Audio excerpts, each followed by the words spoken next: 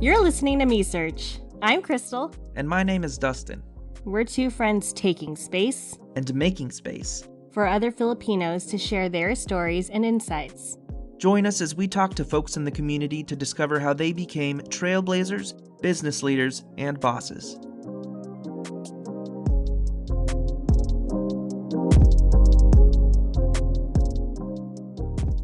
Hey, Crystal.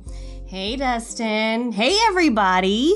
So it's been a full 3 episodes now. Whew. So I think we can consider ourselves a real podcast show. We're a real podcast. We're a real podcast, folks. How are you feeling, Crystal, since the last one dropped? You know, I've been kind of in my feelings listening back. In your feelings? I've been in my feelings just reflecting back on school things and being an actor. You know, I was honestly feeling a little bit bad. You know, as an actor, it's a little bit hard coming out of like school and realizing that there's a business side to things. And, yeah, you know, I think coming out of grad school, you kind of feel like this weird entitlement that you're supposed to like get work right away. Mm-hmm. I think that's with that entitlement comes after every single degree. Like the whole point of an education, at least in the US, a formal education system is there so that you can get training or get the education that you need to land a job. Yeah. So I think even in my undergrad, I had the same feelings. In my master's degree, I had the same feelings. I get how you feel. Yeah. So I think I mentioned like, oh, that was like a hard pill to swallow to like realize that I spent so much money going to Cal Arts. But I've been reflecting because this is what we do on Me Search. We reflect. I've been reflecting on why I was feeling bad, but I realized I don't need to feel bad that I went to Cal Arts. Not everyone has the opportunity to pursue an education in what they love and what they do. And it's definitely a blessing to get to go to school with financial assistance, little to all. But, you know, there are some institutions like Cal Arts that they don't necessarily provide a lot of financial assistance when you choose to go. Mm-hmm. And then I started feeling bad because I'm like, I'm an actor and I'm still waiting to, get things going and I spent a lot of money. But yeah, there's a moment of like regret. I'm like, no, wait a minute. I don't regret this decision at all. I loved Cal Arts and I know that I had to, take out a loan for school. But that was a decision that I made and happily made. And I know there's challenges to loans and whatnot, but I'm happy that I went. I'm grateful that I went.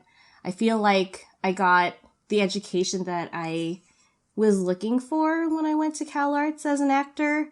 So, for anyone out there who has a dream school that they want to go to and, they're kind of feeling some kind of way about the finances, but they still feel like, they want to go. If that is your journey, then I say yes. If it's not, that's cool too. Everyone has their own path and yeah, I was just in my feelings a little bit last time. Yeah. I get it. Yeah. It's hard, especially like now when it's just hard to find a job in general. Yeah. I feel like a lot of people can relate. I think it is worth saying though that we need to be responsible about how we invest in ourselves. And if grad school is your thing, make it your thing, but also prepare well in advance for the financial responsibility. And the emotional responsibility. And the emotional responsibility. Yeah. Do you? If you went to school and you had to pay money for it, and if you're going to school and you have to pay money for it, I'm with you. And we'll figure out how to get out of, this debt. That can be a whole individual episode. Totally. We'll need to get somebody on to talk about that. Yeah, yeah. But yeah, go CalArts. I love you, CalArtians. Shout out to all the CalArtians out there. Shout out, shout out. And shout out to all the actors out there who are hustling. Whatever your background is, however you came into acting, I'm with you all. Let's do this. Get on that grind. Yeah. Get on the grind. Yeah. Anyway, how about you? How have you been feeling since we've become a real podcast? I've been feeling real good. This whole, the operations of the whole thing's getting a lot easier. I'm very grateful for the extra time that quarantine has afforded me to actually do this project with you. Yeah, so I'm really excited about how things are going.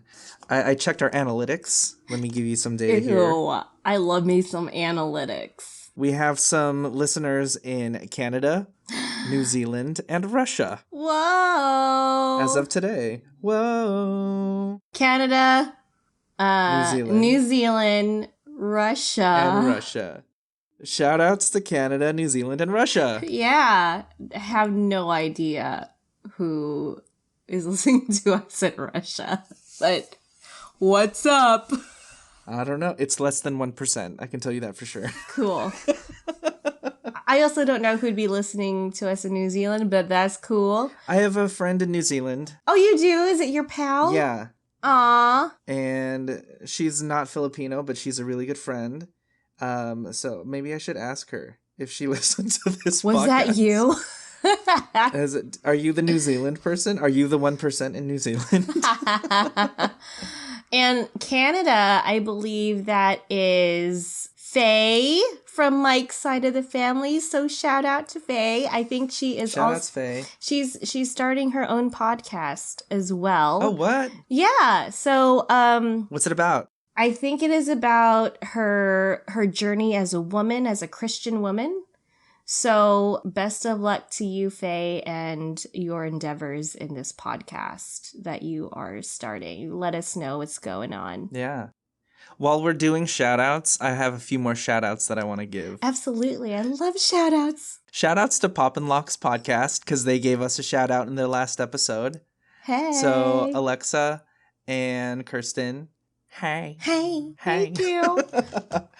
Listen to Pop and Lock's podcast. They are a great show that is just full of humor and light, and they talk about thirsts. I was just going to say thirsts. And popular culture.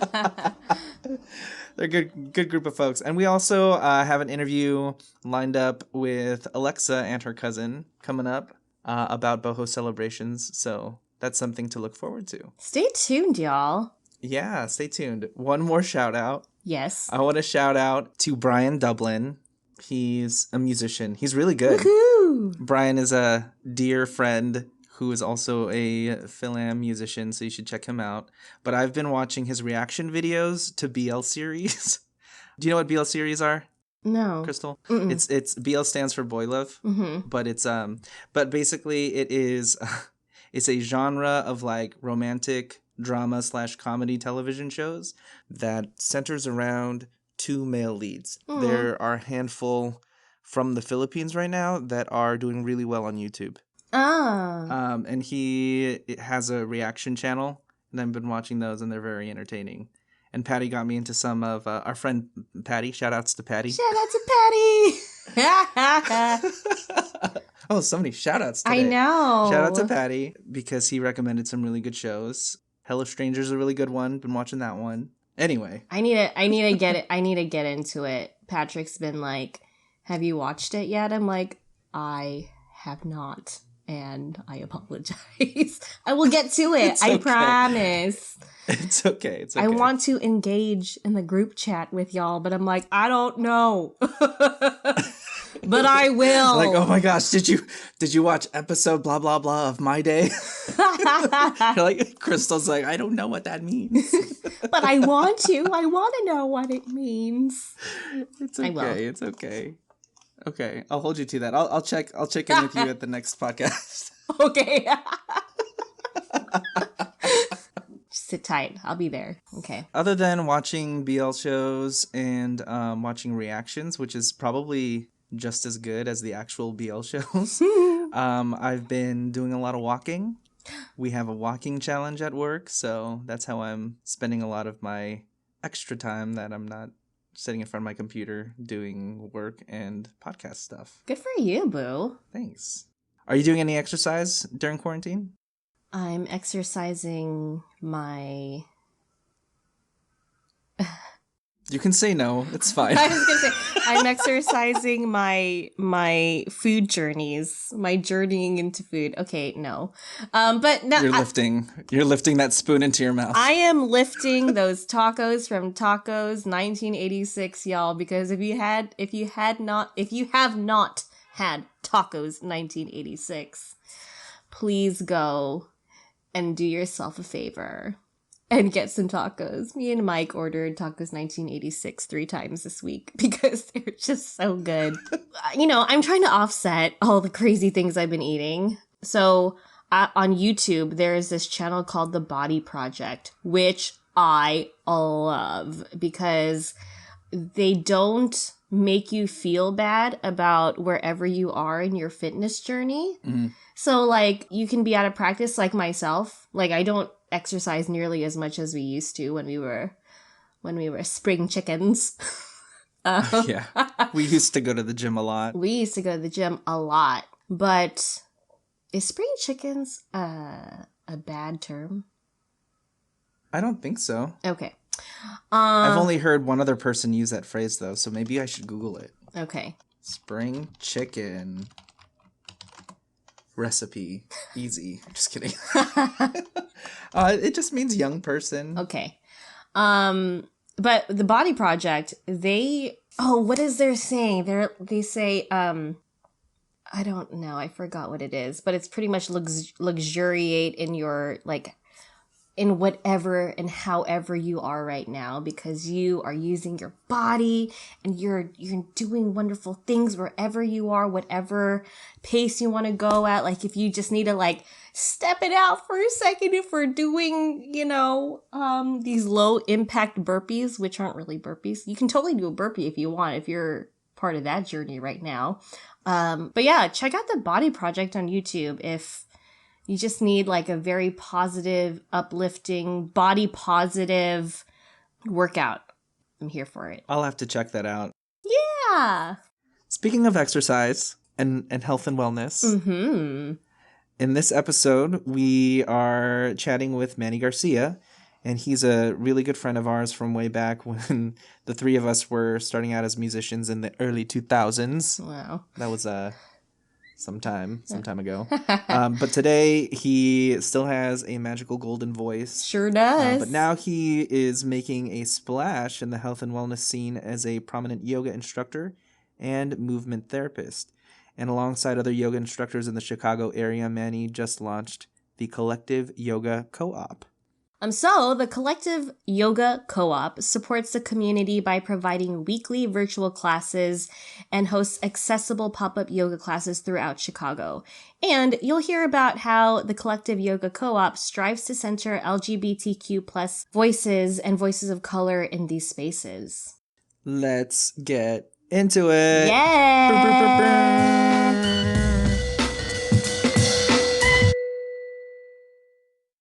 All right. I love this ambiance of this mason jar drink that you've got there, Manny. Oh, thank you. I can hear the ice jingle. Oh, sorry. Get that away from the microphone. It's totally fine. It, like, adds to, like, wow, we're in a coffee shop. We're not in the middle of a pandemic right now. It's very cozy. Good. Yeah. Let me clip this and put this far. Is that a reusable straw? Like I was just going to say that. It is, yeah. That's good. I have a single metal straw, and I'm like, ugh. As soon as I lose the brush to clean the inside of the straw, it's over, folks.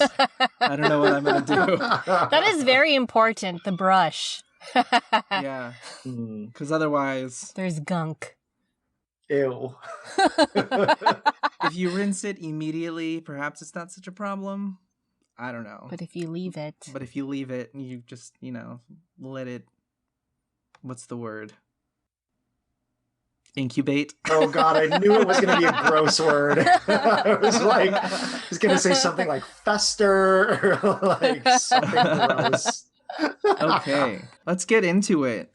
Oh, woo woo. So, welcome, Manny Garcia. Thank you so much for joining us. Thanks for having me. Absolutely. It's been many, many moons since we actually had an opportunity to talk synchronously. I feel like it's been years. It's very refreshing to reconnect with you. Yeah, it has been years. I'm super excited to hang out with you virtually. Yeah. So, Manny, you are most talented. We know that you wear many, many hats. We got to know you first as a musician, and what a joy that was. Today, we want to talk to you about your work in health and wellness. I know you're currently teaching yoga, and soon you'll be launching the Collective Yoga Co-op, which we'll talk about later today. But how long have you been teaching yoga, and how did you get started? I have been teaching for about 4.5, almost 5 years now. I took my very first class on a bucket list challenge. I love lists. So on my golden birthday on April 27, when I turned 27, I don't even want to know how many years ago, I decided to create 27 things that I wanted to do before turning 27. And taking a yoga class was on there. And I thought it was really cool. So I practiced on and off for a year or two. And I eventually had a pretty big health scare. I had an infection growing in my chest that grew there for about a year. And the treatment kind of took me out of commission for 6 months. And the first thing that I was cleared to do physically was yoga. So I was like, all right, I'll go back to my mat and see how it feels, and I get to take it at my own pace, and there's no pressure in lifting weights or running a certain distance, and you just do what you can do. And by meeting myself in the state that I was in and the moment that I was in the space on my mat, I was able to find health and wellness again. So I decided it was something that I wanted to pursue more deeply and teach. That's beautiful. Thanks. I'm glad that you're healthy now. Yeah. Thanks, me too. And I think there's a common misconception that yoga is pretty chill and easy. But I've tried yoga and it's freaking hard. Yeah. It is hard. Yeah. So props to you. Thank you. For anyone who's into yoga or wanting to get into yoga and interested in taking classes with you, what type of yoga do you teach? I personally, my background, I was trained in vinyasa, but I have taken many different yoga classes, and I borrow from a lot of different places. So I would say that the way that I teach is just generally yoga with a vinyasa background. Vinyasa just means more flowy, like more movement rather than the static holds. But I also come from a background of movement therapy. So it's like physical therapy, but a little bit more holistic. Like we look at the whole body rather than just a singular body part. Like if somebody has, for example, knee pain, it's often not the knee, it's often like the foot or the hip. So having that understanding of the whole body translates to my teaching. So I always prioritize that students understand the concepts and the muscles and what's going on in the body before I take them into something a little more complex like a flow. So all levels and all experiences, whether super been doing yoga for 10 years or are just starting, I love teaching, and I try to keep my classes accessible for everybody because I prioritize that understanding before the big, beautiful, flowy movements. So talk to us about the moment you realized you wanted to launch the Collective Yoga Co-op, and how did being Filipino kind of affect that moment? The Collective Yoga Co-op has been a long time coming for me, and has kind of taken different forms, different iterations throughout my yoga career. I started teaching yoga. I was teaching at corporate chain yoga that's all across the country. And I eventually started doing that full time. I was at 6 different studios and I was teaching 12 to 15 classes a week. I was a running teacher training season after season back to back, and I was burning the F out. It was a lot of work with very, very little pay. I thought that once I went full time with the company that I would be able to make a living off of it. And I was still averaging around $15 an hour working full time, unable to pay rent. So I had to keep working at other places. It eventually just grew really frustrating, and I got more opportunities coming my way as a teacher. So I taught at different locations, and I was invited to open up a new studio in downtown Chicago, and I stayed there for about a year. And in that time, I was having conversations with other teachers and with students, and realizing that the yoga studio is a primarily white cis space because there are a lot of barriers for a lot of people. If you just even talk about the costs, so many people cannot afford $30 to take one class. So there's that economic barrier. And with that economic barrier, that becomes a huge barrier for people of color. And in addition to that, you have gendered locker rooms a lot of the time. And you have people who maybe identify as trans and don't feel comfortable moving in the community spaces and thus don't feel comfortable in the actual studio. So all of these were problems that I, as a person of color and a queer person, saw, along with other instructors of color and other queer instructors. So we thought, how could we do this better? And the first iteration of this just started with a couple donation classes, and it now has grown into something that 3 of us came together and want to build. Myself being a queer Filipino American, another instructor who is an immigrant from El Salvador, and another instructor who is also queer. So 3 of us, all different backgrounds, coming together to support communities of color and queer communities in the yoga world. Amazing. Yes, absolutely. Go do it, y'all. Thanks. Yes. We kind of touched on this a little bit in the last question, but does being Filipino have any, is that a specific experience in the health and wellness space for you? I think, yeah. In health and wellness, you know, it is such a white space, it is such a cis space that, like, even as the instructor, like, sometimes I get just strange comments from time to time. Like, I could barely hear your accent. Or, oh gosh. No. I know. Yeah. Or like, my last boyfriend was Filipino.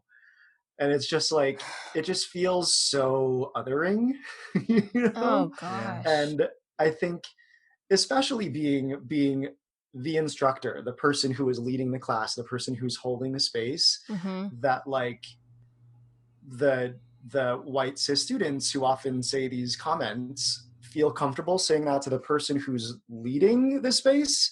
So like, do you feel comfortable saying that to other people in your life? So I think that's part of why I want to take this initiative, that like this kind of language and this kind of way at looking at the world is not okay. And when you put people of color who are Filipino, who are immigrants, who are Black, who are queer, who come from these othered communities, and you put us all together in one space so that we can take charge of that community and lead it, then this kind of language, this kind of acting towards other people becomes collectively not okay. So we can all stand together in one voice and say what is okay in our space and what's not, what we won't tolerate. Yes, take your power. Take it. Yes, take it. Take it. Take the Take it power. all. Yeah, Take it. the power. Eat it up. That is incredible. Like, what an incredible initiative and movement you're creating in Chicago.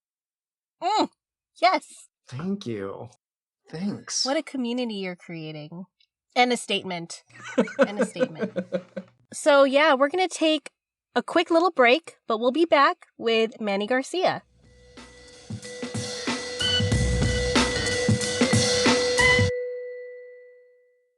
So 2020 was, as we know, a total... A poop show. 2020 was not good for business owners for obvious reasons. We've got this global pandemic that we're trying to navigate through. What were some of the biggest challenges of doing what you do during this pandemic? Whew. I mean, I could talk about that for an hour. There's so much. Yeah, the pandemic hit, and obviously everything had to close. I, at the time, was full-time at the studio that I helped open in downtown Chicago. And I think because of that pandemic, I decided to go in a different direction. And I was jobless. I had no income other than immediately setting up a Patreon so that I could continue teaching online classes because nothing could happen in person. And then the second that outdoor classes became a thing, I set up outdoor classes at parks, or I am currently borrowing a rooftop from a friend, and I'm running small group rooftop classes. So it's kind of just being scrappy and resourceful and figuring out what you can do where within the guidelines of how we're allowed to operate. I initially, and still am, quite fearful and a little apprehensive of starting something new right now. But I think that fear and apprehension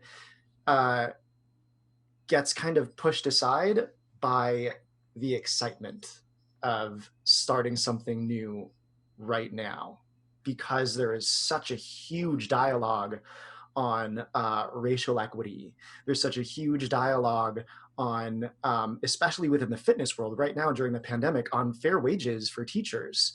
And I think when we've gotten so used to how a certain wheel operates within this realm of the fitness world, that there are corporate structures in place, or that there are equity firms who need their return on investment, or there are just pieces of the puzzle that are so big in such a corporate sense, that, like, I think in starting this, we're breaking the wheel and we're building our own, something that is community focused, something that is grassroots, and that is not for the profit of equity firms and investors, but directly to the instructors and directly to the people. So yeah, it's super scary, but I think we as instructors, me for sure, and students are tired of how things have been running and are ready for a change. So I think that is what keeps me going and pushing through the fear and apprehension. I'm so moved. Wow. Thanks. So can you talk to us a little bit about the differences or the challenges of transitioning from in-person to online? Yeah, for sure. Online has been really cool in a lot of ways. Like, I am now able to reconnect to students who have perhaps moved away out of Chicago. So I have a student in Texas who's taking my class. I have a student in Salt Lake City who's taking my class. So it kind of broadens the community in that sense. And I get to reconnect with old faces, which is really cool. People can flow on their own time, take their class with me whenever they have availability. So I personally, how I operate is I save everything on demand. So if you miss it live, that's okay. You can go to my Patreon and watch it back later. So a number of my students do that, which is nice.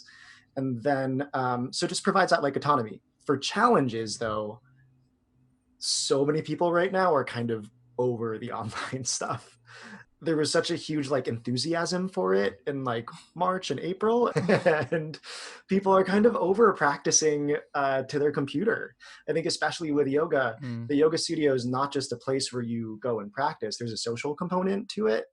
There's a community aspect. So people miss flowing with somebody next to them, or they miss the collective energy of a room breathing together. There's just a different vibe. So pros and cons, I suppose. But that's why I'm trying to do some more outdoor stuff so that we can flow safely and physically distant, and you still get that community vibe.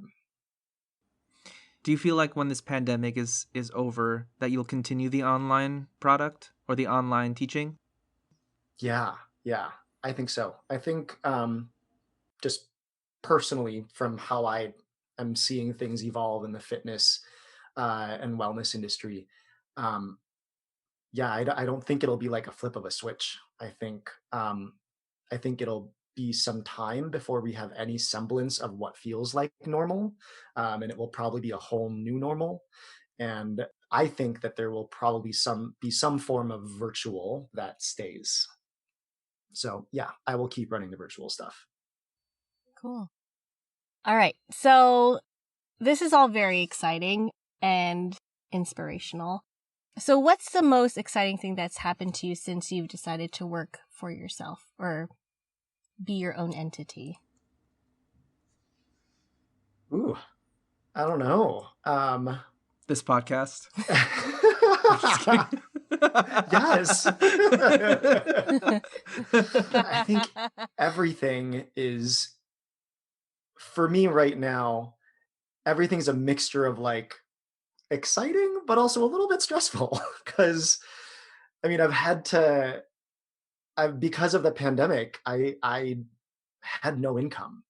And I did apply for unemployment, but their system got so backed up where I was actually over 2 months without any kind of anything. So it was like adapt to survive or not, which was like probably the most stressful time of my life, but also the most exciting because it brought me to um, where I am right now, which is just yesterday launching this co-op, which is also stressful and exciting. But I choose to focus on the exciting because yesterday, with our first class that we held outside, we weren't sure how many people were going to show up, who even saw our posts, or who was talking about it. And we had almost 30 people show up to our class outside on a very large field, 6 feet apart from the person next to them, which was awesome. And so many people were asking about what the co-op was and how they could get involved and when they can take class with us again. And that is super exciting. So out of all of that stress came the excitement, I think. And I'm ready to embrace that now.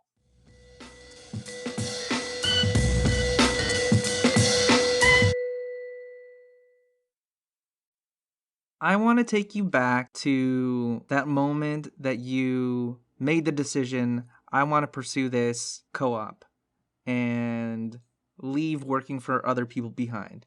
So now, knowing what you know from all of your experience, what might you tell your younger self in that moment? Ooh, deep question, Dustin. We are getting deep. We're diving. We are diving. It's a deep dive. It's a deep dive. I mean, as cliche as the phrase is, listen to your heart, or if you want to take it in a different way, like trust your instincts. Yeah, I would tell myself, like, know what feels right and what doesn't feel right.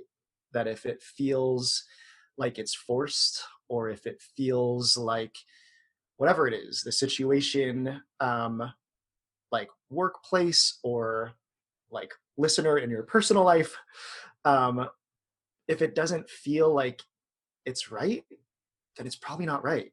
Like trust your gut, to know, because I think I've made choices to stick with things for maybe a little bit longer than I should have, and I didn't trust. And I think now, being in the place that I'm in, where I am working for myself and I am building something new, that this feels really good and this feels right. Stressful, but right. You know what feels good and what feels right? What? This conversation that we're having with you. Absolutely. Aw, I feel the same way. So, is there anything new and exciting that prospective yogis can expect from you in the new year? Yeah. The co-op, hopefully, when the pandemic kind of calms down a little bit and we're able to like open up a new, like an actual physical space, we hope to open up an actual physical space. Yay! And yeah, yay. So until that is able to happen, we'll keep running virtual classes to keep our community going, even though maybe not physical, definitely on an online platform. Nice. What's the best way that our listeners can get in touch with you and support you? I'd say Instagram. I'm on it probably too much, but that is kind of where I announce all of the things that I'm doing, like classes and workshops and what's happening with the co-op. I announced my virtual schedule for teaching. I announced the co-op's virtual schedule. So at Manny Garcia Life is my handle on Instagram, and send me a message. I love to chat. Follow him, everyone. Send him the DMs. Slide into in those there. DMs. I didn't say that like the cool kids do. I just said send him one. I need to obviously get with it.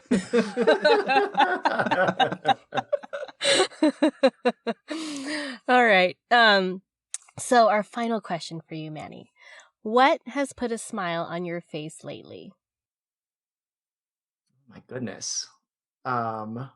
Besides this lovely podcast and chatting with friends who I haven't seen in a very long time. No. What has put a smile on my face lately? Gosh. Oh my God, why is this question so hard? Any hot new memes lately? Just kidding. I'm gonna say my dog, Kaya, because she can always put a smile on my face, even in the most stressful of times or the most uncertain of times. She's just got this super dopey face and personality, and yeah, she keeps me going. What kind of dog do you have? She's a German Shepherd mix, so she's a big girl. She thinks she's tiny. She's like 100 pounds, and she steps on your foot, and it feels like a human. She's massive. And she loves to cuddle. She'll like curl up and just plop down on you, and I'm like, you're very heavy, but I will allow this because it's amazing. Oh, Manny, thank you so much for joining us. It's been a pleasure. Thanks for joining us. This is so awesome. Thanks for having me. It was so nice to catch up. All right, folks, this was Manny Garcia. Make sure that you follow him on Instagram, support his co-op, and all of the things. Do it. Yay!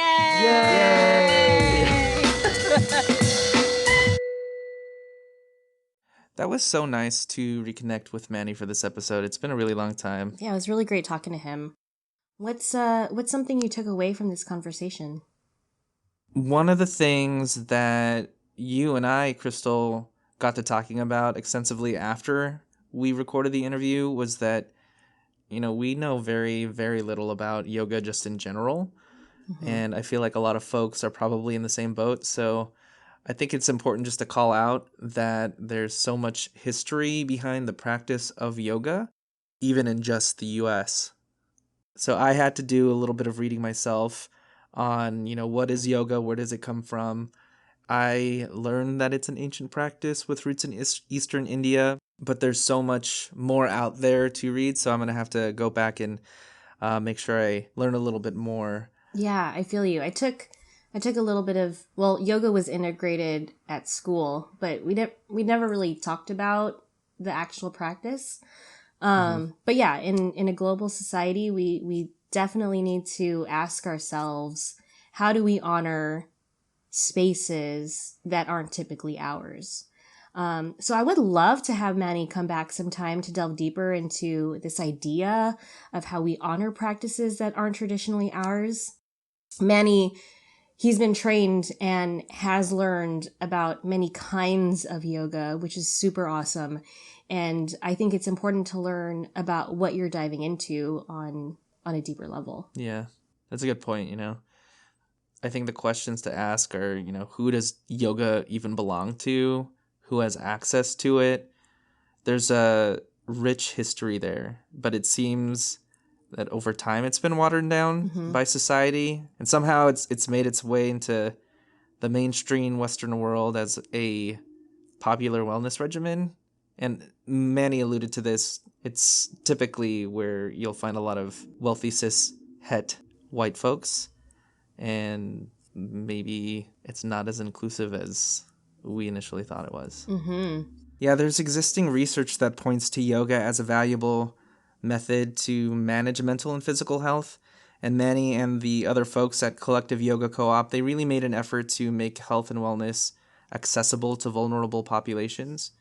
What are your thoughts about health equity and access to yoga? Well, like Manny said, there are a lot of economic barriers for POCs and some middle to lower class folks. The environment itself, it can be distressing to the LGBTQ plus community. And Manny and his cohort are breaking the wheel and making a new one to make this space more inclusive and accessible to everyone, especially the BIMPOC and LGBTQ plus communities, which I think is awesome. I agree. It's important to have leaders like Manny to kind of re-envision these spaces that are kind of problematic, these systems that are problematic, and to make new spaces for folks who historically felt like these health and wellness spaces are not for them. Yeah. I love how he's really centering it. I really love how he's centering community in his work, which I think is beautiful. And I hope we continue seeing more of this kind of practice where we put community first. Staying healthy shouldn't be dictated by your identity or your socioeconomic status. Everyone should feel in your community like you're part of it. You're part of this community, and you should be able to practice yoga if you please. Yeah. So it's about that time. Do you have any final thoughts before we say goodbye? Let's be more like Manny. Be more like Manny. Be more like Manny. Manny is such a great example of, a leader who's taking charge and again, breaking that wheel, just like Francesca. She's breaking the wheel as well. Look at these Filipino Americans just breaking the freaking wheel, Love. Just, he identifies his whys. He follows his heart. Manny cares about bringing health and wellness to everyone, especially those who feel marginalized. And with the help of others in the community, they launched this wonderful, beautiful thing, the Collective Yoga Co-op, and they are thriving. So Manny, props to you and your cohort at the Collective Yoga Co-op. We love it. We love what you are doing. You do it. You go, Manny. You go, Glen Coco. Make sure to subscribe to Me Search wherever you listen to podcasts. Find new episodes on the first and third Wednesday every month. Check us out at mesearchpodcast.com. And find us on social media at Me Search Podcast. Me Search is produced and hosted by Dustin Domingo and Crystal Tugati. Editing by Dustin Domingo. Special thanks to our guest, Manny Garcia. Check out Manny's work at mannygarcialife.com and learn more about the Collective Yoga Co-op at thecollectiveyogacoop.com. mesearch.com. Shoutouts to all of our friends and family giving this podcast a shot. We'll catch you all at the next episode. We're gonna get to the bottom of things. This is Me Search, folks. Woo!